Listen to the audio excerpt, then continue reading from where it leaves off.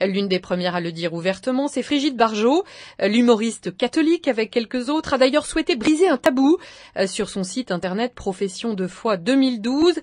Parce qu'elle est catholique, explique-t-elle, elle votera contre François Hollande et donc pour Nicolas Sarkozy. Qu'à l'issue du débat qui était le climax de la campagne, on s'aperçoive que rien, absolument rien n'a été dit de ce changement, ce bouleversement qui se passera, voilà, en termes, encore une fois, vital et familial, et donc sociétal. Moi, je pense que ça serait l'occasion, effectivement, qu'il y ait une déclaration, non pas appelée à voter, c'est parce que les évêques ne peuvent pas faire ça, mais qu'ils rappellent l'importance absolue de ce qui va se passer. Je pense que les gens ne se rendent pas compte.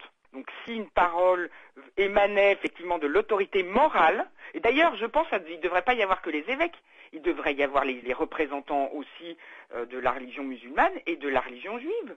Il devrait y avoir une parole morale aujourd'hui. Un autre catholique, mais qui se dit plus éloigné d'une pratique régulière, Emmanuel de Scorail a diffusé sur Internet un appel à la résistance humaine et a voté contre François Hollande.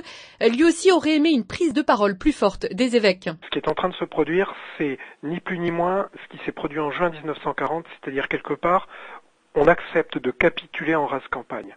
Eh ben, je vais vous dire, cette capitulation, c'est non. Moi, je ne l'accepte pas.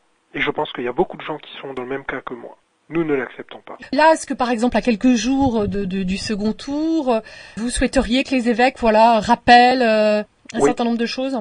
Oui, en termes clairs, oui. Je veux dire, il est du devoir de chaque personne. Ça dépasse largement le simple aspect catholique des choses, qui est de dire qu'il y a des choses sur lesquelles on ne peut pas ni transgresser ni transiger. Il n'y a pas de discussion, il ne doit pas y avoir de débat avec ça. Du côté de l'épiscopat, on estime que le message, sans donner de consigne de vote, a déjà été passé avec la publication du document « Quelle société voulons-nous ?», dans lequel est présenté 13 critères de discernement. On écoute Monseigneur Bernard Potvin, le porte-parole de la conférence des évêques de France. Le texte des évêques, il est d'octobre, il est là, il a son actualité, nous sommes rendus à la veille d'un second tour, ce texte il est là, il est lisible, accessible, nous avons fait quantité de commentaires, de conférences, d'interviews sur le sujet, c'est pas du tout une parole qui ne voudrait pas être, bien au contraire, elle est explicite pour qui veut bien la lire, nous en appelons à la responsabilité de chaque citoyen dans son vote, d'être conscient des choix de société essentiels qui se vivent,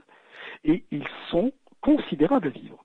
Il y a toujours dans une élection de la gravité, elle l'est de par ses enjeux de société, elle est grave aussi en raison de la crise internationale qui est aiguë, qui frappe bien plus qu'une question économique, mais qui frappe vraiment la morale.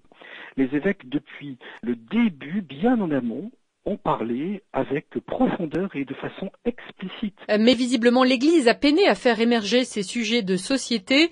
Monseigneur Potvin se dit d'ailleurs très déçu par cette campagne. Éléonore Veillas.